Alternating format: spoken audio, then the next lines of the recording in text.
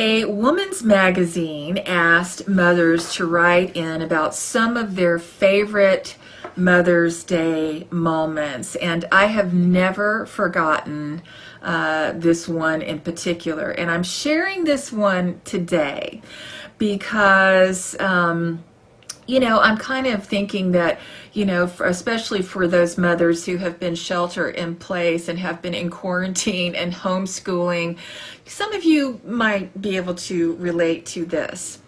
So this particular one comes from a young mother who wrote in that her favorite Mother's Day came in the form of a gift. One year, several of her really good friends got together and they all went in together to purchase a really elaborate playpen for her after the birth of her third child. Well, let's just say they were a bit surprised when they received the following thank you note that said this: "Many thanks for the playpen, gals.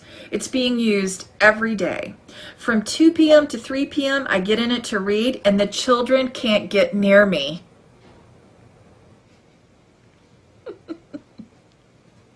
Now, we laugh, I know, but evidently this is a high concept, because even the great Irma Bombeck once said, "When my kids become wild and unruly, I use a nice, safe playpen, and when they're finished, I climb out." Of course, Irma Bombeck also wrote, "Who in their infinite wisdom decreed that Little League uniforms should be white? Certainly it was not a mother." I think we can all agree on that. And so, as I mentioned earlier in this service today, of course, we are honoring all mothers and motherly love and motherhood for giving us life and for loving us and nurturing us and for doing the best that they can now and way back when, right? We know that our mothers are doing the best they can. And so we are holding all mothers in prayer during this stay-at-home time. And we're holding the idea that each mother has a playpen of her own choosing just to find some quiet time and some sanity when she needs it most. Can I get an amen to that? Amen. Now, I also want to acknowledge, of course, that this can be a really challenging day, for some, especially for anyone who has lost their mother, and if it's the first Mother's Day without your mother, or maybe you're a mother who lost a child, and it might even be that first Mother's Day with this milestone. And so I just want to acknowledge that. And I really have to say, especially since the Ahmaud Arbery case has been so prevalent in the news this last week, and trust me, I fully understand that that case is a long way from being litigated. But in the midst of this awareness, my heart goes out to all mothers of all ethnicities who are dealing with the death of any child, especially because of a senseless act of violence, especially if that's what took their life. And so we just hold that awareness in our hearts, and we hold these mothers in the highest. And so I'd just like to acknowledge that this day can be filled with a lot of emotion for a lot of different reasons. And I just want to know, my sweet, precious one, if that is you today, you are right here in the right place at the right time. And so I encourage you to just be easy with yourself. Just be gentle, right? Just, try to breathe with it. Because here's the thing, and this really is the thing. So I want you to come closer. I want you to hear this. Motherly love can be expressed by everyone, regardless of your gender, whether you are male or or female. It's true, because you, in fact, you, Boo, are the most influential mother figure in your life. And it has nothing to do with giving physical or biological birth. And it has nothing to do with being the perfect mother or even having the perfect mother. Can we just release all of those stereotypes? I mean, you know, can we just do that? Right? Our mothers are doing the best that they can, right where they are, right?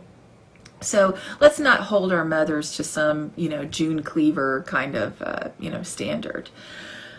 So what it does have to do with, however, is love, unconditional love. And ultimately, it is really all about how you love and nurture yourself, how you open yourself up to that kind of love, not in a selfish way, but in the divine feminine, in that way that that radiates inherently. We all have this quality. We just have to open it up, right? Amen and amen. And so my prayer for you this morning is that you will begin to look at motherly love from a different perspective and really begin to realize and recognize and step into the tremendous power that this has to guide you through your life. This beautiful energy is there to guide you through your life. And so, the inspiration for my talk title this morning, Speak Life, comes from a sign. Now, I'm not talking about a symbolic sign. I am talking about a literal sign that I saw just a few months ago. This was like the end of February, when my mother was at Chattanooga Memorial Hospital as a patient. Gosh, Mom, I haven't seen you on here, but I sure hope you found your way here. I love you, and I'm so glad that you're able to be with us today, live stream. So anyway, this talk title, Speak Life, is inspired by something that happened when I was with my mom at Chattanooga Memorial Hospital. Now, by the grace of God and all good things, my mom had to have emergency surgery. And because of the angel doctors and nurses and medical staff, that all went really well, especially all things considered. And so once they were able to move her out of cardiac ICU, they placed her on the 5th floor. And it was while we were on that 5th floor that I couldn't help but notice a sign that a patient had taped to his door. And this sign stopped me in my tracks. And so here it is. Here it is. Can you see it? Of course, I took a photo of it, right? And so that's what you're seeing here. And here's what it says. Life and death are in the power of the tongue. So choose to speak life. I mean, wow. That is really powerful. And I mean, did you notice it's color coded, right? Now, first of all, I just want to say that I was so incredibly impressed by the powerful message that this sign brings and the warning that it gives, meaning do not enter this room unless you speak life. Now, when I asked one of the nurses about it, she said that that's exactly what the patient and all of his family members truly expect and practice. Now, I just think that is magnificent. Now, the second thing that I thought, and this will not surprise any one of you, but the second thing that I thought was, oh, this will preach. Oh, yes, it will. This will preach. Now, if you're like me, and this phrase sounds a little bit familiar, it's because it's based upon scripture that's found in the book of Proverbs. And so let me just cut to the chase right here and now, because here is the lesson. I'm giving you the Cliff Note version here, right? This is the lesson of this verse.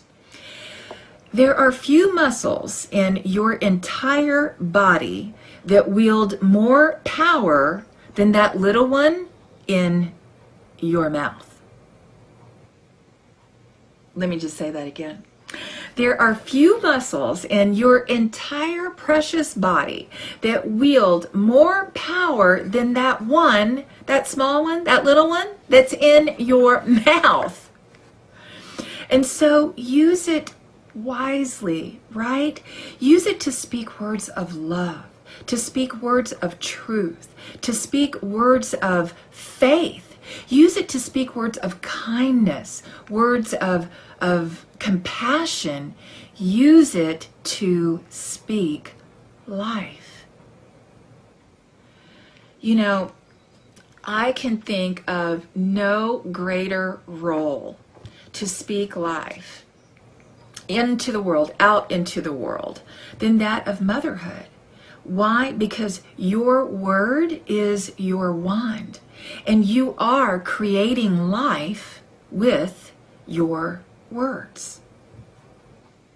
So I want to share a wonderful, this is a Buddhist story, all about the power to create life. And so it is told that a powerful macho bandit comes across Buddha one day, and so this bandit informs Buddha that he is the mightiest in all of the world and that he's going to kill the Buddha just to demonstrate his power. And so the Buddha, being the Buddha, says, oh, well, surely you can afford me 2 dying wishes then. And so the bandit says, all right, get on with it. And so the Buddha points over to a very small sapling nearby. And he says, please cut off the smallest branch on the bottom there of that young tree. And the bandit laughs and he wields his sword. And of course, it is done. It is cut. And so then the bandit says, and so what is your final wish? He's so impatient. And then the Buddha bends over, picks up this small severed branch, hands it to the bandit and says, okay, put it back now. Well, legend has it that the bandit achieved enlightenment in that very single instant, because in that very single instant, he understood the true meaning that real power is to create life, not to destroy it. Real power is to create life, not to destroy it. And so, you know, in many ways, the archetype of the mother, or the model of the mother, the divine feminine, it's the easiest to understand because in universal terms, these are things that we just associate, these qualities we just associate so easily. You know, in the word mother, we think of the power to nourish, and the power to be tender, and the power to be sensitive. I mean, after all, love is the great harmonizer. Love is the great healer, and love certainly is the great power to give life for generations to come. And so I really love what Mitch Albom, A-L-B-O-M, I really love what Mitch Albom says. He says, and again, I want you to hear this, so tune in. Behind all your stories is always your mother's story, because hers is where yours begins. Behind all your stories is always your mother's story, because hers is always where yours begins. Isn't that beautiful? And so, with that, I have a fabulous special guest who is going to join us, and I want to introduce him because he is going to share with us some very special experiences that he had with his mother, who of course started his story. Now, you know him, you love him, and it only took years of doing ministry together and a quarantine. It took the quarantine for him to agree to do this with me today. Because on Mother's Day and Father's Day, I love to have personal shares, right? And so I am feeling super grateful. Ladies and gentlemen, my husband, the saint, David Hart. Goodness gracious. Woo, woo, woo, woo. Are we both in the frame? Yeah, looks like it. Goodness. Okay, I think we are. Yeah. All righty. Okay. Oh, thank you for doing this. Oh, well, yeah. I'm here. Technically, you had a I'm choice, here. but Yeah. I am grateful. Let me grab my tea over here. Okay. A little nervous, but I'll get over it. Yeah, well. Welcome to my world. Yeah, yes. Okay, so you're going to tell us about about the one and only Mama J. Mama J. This is David's mom, Jeanette. Yep. And on February 6th, 1954, You see those blue eyes? Mavis Jeanette Lassiter Hart gave birth to a 10-pound, 23.5-inch baby boy. Yes, and word is, and she told me this was true, she said, after that, I'm never doing that again. He's going to be an only child. She did say that. And She I was told an me only that. child. Yep, so I was an only child. And, I had a great childhood.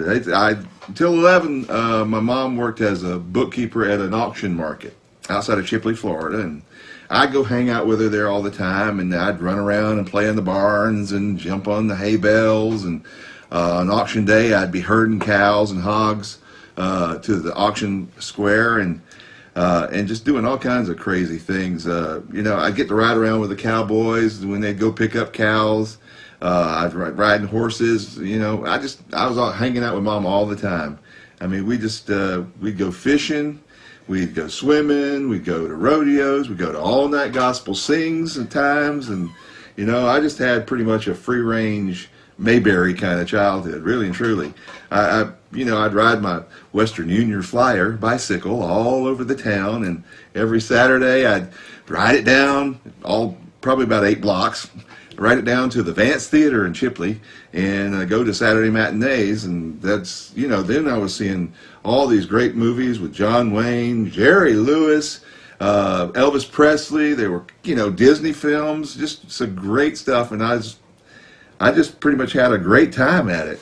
So, it was just a great time. Now, there were probably some rough times, but I don't remember them, because my mom was always full of so much love and humor. We just kept going along and having a good time. And I pretty much get my humor from my mom and my laugh from her and her family, the Lassiters. She had an amazing, infectious laugh, that's for sure. And it's got passed on to my kids. That's the kids. That's right, sure. Yeah. So, but when I was 11, Mom and Dad, they separated and got divorced. And for that time, I went to live with my grandparents and my mom's mom and dad, and Mom had decided she's going back to finish her degree, so she went to stay with a friend in Tallahassee and go to FSU and finished her degree and got a teaching certificate, and was assigned a student teaching assignment down in Panama City, Florida. So in the 6th grade, we moved to Panama City. Now, yeah. That was my Panama City. Oh, Panama City. Yeah. Okay. So, what was it? So, well, really and truly, on Monday nights, Mom had 2 classes that she had to finish up that hadn't quite, that she needed just to get. I'm not even sure what the qualification was, but she was already certified and degreed, but she needed these 2 classes for something, and so she had to figure out what to do with me on Monday nights because it was just her and I. And so she came up with a bright idea. She'd take me to the Martin Theater. Martin Theater. That's right. That's right. So it would. That was an old, like a vaudevillian house. It had a nice big stage, and they would drop the screen down and run all their movies. So each week I'd see a new movie, and she'd come and pick me up, and we'd go home or go out to eat, get something to eat, and this and that. So that went on for a full year of doing that. And the funny thing is that. At one point, the Martin closed down as a movie theater, as it would be called in Panama City, and they converted it to a theater, not unlike Theater Arlington. And so there was a group of people that did reoccurring roles, and they performed plays. And all those years later, when we moved back to Panama City after 2006, I was performing on that very stage, and my mom was able to see me on that stage. So it was kind of a long, wide Beautiful, circle. precious moment. And God bless Barb McMinnis for managing that theater for many years. Many years. Yes. So Panama City was our new home, and so I decided I didn't want to go to school where I was supposed to, so I was going to go to school at the schools across town where my cousins were. And so she was my chauffeur for a lot of times because I was involved in all kinds of stuff in junior high and high school. And until I got my license at 16 and she bought me a VW van, which I wish I still had today, she chauffeured me all over the place at all hours and just doing all kinds of stuff. I mean, she did all kinds of things for me. I didn't type, so I would take 3x5 cards and stack them up as term papers. And she'd type it out for me. She'd work through that and type it out, so I had term papers, but just all kinds of great things. She even let me store an unused. Are we back? Yeah. Okay. I don't know where that Touch finished. and go. That's at the end. Don't touch. Somebody say something to us. Are we with you? Can you see us? Hello.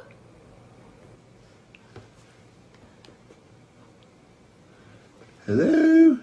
Oh, okay, there. Okay. Thank you. So we're back. So, like I was saying, it must have been the freakiness of the coffin, but we kept an unused travel coffin in there that one of the clubs I was in high school, I was president of the JBs, and so we would carry that out at football games. Hey, Mamrie! And we'd carry that at football games to represent the dead team that we were playing. And so we would store that in our garage on top of a freezer. And it freaked out quite a few of the meter guys when they would come to read the meter in the garage. That was just one of those crazy things she let me do. So when I graduated, I was offered a theater scholarship at Chipola Junior College, a little college about 60 miles from Panama City. And she encouraged me to do that. That's where my dad and my stepmom Jane lived. And my grandma and granddaddy Hart lived there, so it was just as it was just the same as being at home almost. But so, Mom would come to visit, and I had a great stepmom too because she fed so many theater kids on Sundays that just had no food. Jane did, yeah. So, but Mom would come to every opening night. She would visit, and I was able to save enough money from work study and such. Oh, this story. To buy her a ticket on a tour that was being set up by the one-man theater department at Chipola to travel to New York the day after Christmas. New York City, and had alignments of plays to go to off Broadway and Broadway. As well as different touristy kind of activities that were organized. So we traveled up 23, I think, hours on a charter bus, and then had 7 days. So we were there from we left the day after Christmas and left New York on New Year's Day. And that was just so exciting, and it's like nothing I'd ever done. I'd hardly been out of Florida, Georgia, and Alabama my entire life before that. But you saved up. I saved up, and I bought the ticket for her to go. Go, and she convinced a couple of her friends to come, so they were doing their own thing too. So I was with my buddies, and she was with her buddies. But it was really a blast. Now, let's see. Well, I'm going to jump ahead to back when I was filming In the Heat of the Night. Well, wait. In college, though, she went back and got her master's. Oh, yes, right? That's right. When my sophomore year, she went she stayed with her brother up in Montgomery and was going to a Troy State auxiliary at the Air Force Base up in Montgomery. And she actually ended up being a teaching assistant and was teaching colonels and majors and I don't know who all. It was a lot of military people she was training too. So she was getting a master's in counseling. And she was a counselor. She was a counselor for years. School counselor. You know, there were decades. There were people that would say, well, my mom was remarried twice, so she met Miss Mosley and Miss Anderson. So there was people all the time saying things like, "Hey, Miss Mosley, how are you?" or Miss Anderson. So she raised a lot of kids. That's right, she did, and they were all loved her too because she was a great counselor. Yeah, she had some stories to tell. Let me tell you. Can I just interject that one time that she was in the cath lab? Yes. And one of the nurses had already taken her through a bunch of procedures, and then did he tell her that? She was his counselor. She said to me, "I wish he told me that before he saw me naked." Yep. Anyway. Yep. So I had time in New York, and I'd come down for visits, and she'd come up to visit us up there, and but then I'm going to jump to 1993 to speed things up a little bit when I was shooting In the Heat of the Night. Well, there was the Braves made the playoffs that year, and there was one of the people that worked for the show that had 2 tickets that wouldn't be able to go. So I was trying to buy those tickets, and somebody else was trying to buy those tickets. That's right. So we ended up each buying our own ticket, which were beside each other, and it made more sense for us to go together, so we went together. I hadn't talked to her in 8 months more than 5 minutes. I didn't know her. So we went to this game together. That's a big adventure that takes forever to explain, and I'm not going to. But we found out that we liked each other. I just liked her so much. And so, suddenly she started coming down to the set on occasion that she didn't do before because she worked in post-production. But Mom and some of her friends had gone up to North Georgia to see the foliage, the fall colors, and they were coming back, and they came back to In the Heat of the Night, and they were going to visit on the set, and they did. And so we were on the stage, and they were there visiting all this time, and it's lunchtime, so we go to lunch, and someone shows up for lunch. And when she's there, she meets my mom, meets all her friends, this and that. And all I remember is that after Mom had met her, we were at dinner that night, she says, "David, I like her. I like her a lot." And I said, "I do too, Mom." Aww. So the rest is a long history. That was 1993, 1993. Right? That was us in the Braves game. Okay, you might need to speed it up. Okay. Well, so... where was I? So, L.A. We were in L.A. She'd come out for visits. She actually was going on a tour of the country of all of North America in an RV with her then husband, Sherman Anderson. And so they came in through the even visit then, and she was there for our wedding, which was a blast. And so when we finally decided we're going to make a change, and we decided we're going to leave LA, we figured out, well, where are we going? Panama City? Okay. So we moved to Panama City, and Mom ended up living with us there for 4 years, the last 4 years. She had developed severe COPD right before we moved there, and she got to the point of being on oxygen 24/7. And had major heart surgery within a couple months of surviving. Right. Yep.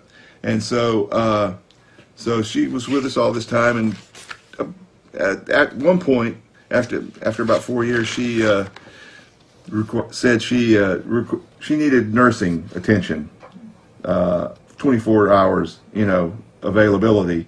So we got her into an assisted living place that had a nurse 24 hours, and so she was there, and we were bringing out some things she hadn't seen in years, 4 years, 5, the furniture, her pet one bedroom apartment there, and so she said, well, you want to take it over from here? You mean talking about your treasures? My treasures, all her ceramic, treasures. Her treasures, yes. The ceramics yeah, that you I made. drew some pottery in college, Yes. and some of it was god-awful, and some So of it was there okay, were but she saved it. About 20 of them Yep. sitting out there. Yep. And she said, son, grab that pot over there. So David, you picked it up, Right. brought it over to her. She said, I want a third of my ashes in this pot. And actually, she wanted a third at Lucas Lake, a third at the church Good because they have a church. memorial garden, Yep. and a third in this. And so, I don't know if you you can gonna see. get her? Yeah, I'll get her. All right. So we have Jeanette with us. This is Jeanette. Isn't that a beautiful? David made that in college. Isn't that gorgeous? So I talk to her all the time. Yeah. That's Mama J. She's with us. Now, see, isn't this more information you ever wanted to know about Yes, your I'm minister sure it and is. husband? So Mom's still with us right today. I Yeah. mean, my mom was smart, loving, kind, generous, funny. Just like you. Well, Yeah. I was always a good boy for her. Yeah, you A were. good kid. So You were. she was something special, and I just love her and we miss her, but she's Yeah. with us in our hearts all the time. Yeah, amen. Amen. God bless Mama J. Yes. God bless Mama. Yes. And my mom today, because those roses Yes, back there came yes. from my mom. My I mom know. sent those to me yesterday. And there were many occasions where my mom and David's mom, Jeanette, would get together and just trying to keep them out of trouble with a full-time job. I just will say that. Let me tell you. Okay. All All right. right. Thank you so You're much. welcome. Mwah. That was All really right. sweet. Thank you. I may have you back in June. Thank you, thank you, thank you, thank you, thank you. Okay. So, just to kind of bring this to a close here, when we come to a virtual service like this one today, as a parent or maybe as a son or as a daughter, we get to be reminded really to just be gentle with ourselves, right? To forgive ourselves and to nurture ourselves and our souls. Now, Unity co-founder Myrtle Fillmore wrote about this in her book, Healing Letters. Here's what she said. You too are the mother of unity because in your heart you have the same ideals and the same great spirit and the love that never fails. And so, my dear ones, the world really is calling for the voice of the divine feminine right now, that love that never fails, to be heard right now. And this is why our unity message and our spiritual principles are so important right now in the world. So I want to leave you with the divine idea that no matter where you are on your spiritual journey, it is never too late to give yourself a permission slip to get inside that playpen, especially if it's going to bring you some sanity. Please do, right? And it is never too late to really start nurturing the divine feminine within you. And it is never too late, never, to speak life, to speak words of life, not only to yourself, but to others. And so I also want to leave you with some inspiration. And so I invite you to take in these wonderful words from Diana Loomis. And this is from a poem that she wrote called, If I Had My Child to Raise Over Again. If I had my child to raise over again, I'd finger paint more and point the finger less. I'd do less correcting and more connecting. I'd take my eyes off my watch and watch with my eyes. I would care to know less and know to care more. I'd take more hikes and fly more kites. I'd stop playing serious and seriously play. I'd run through more fields and gaze at more stars. I'd do more hugging and less tugging. I would be firm less often and affirm much more. I'd build self-esteem first and the house later.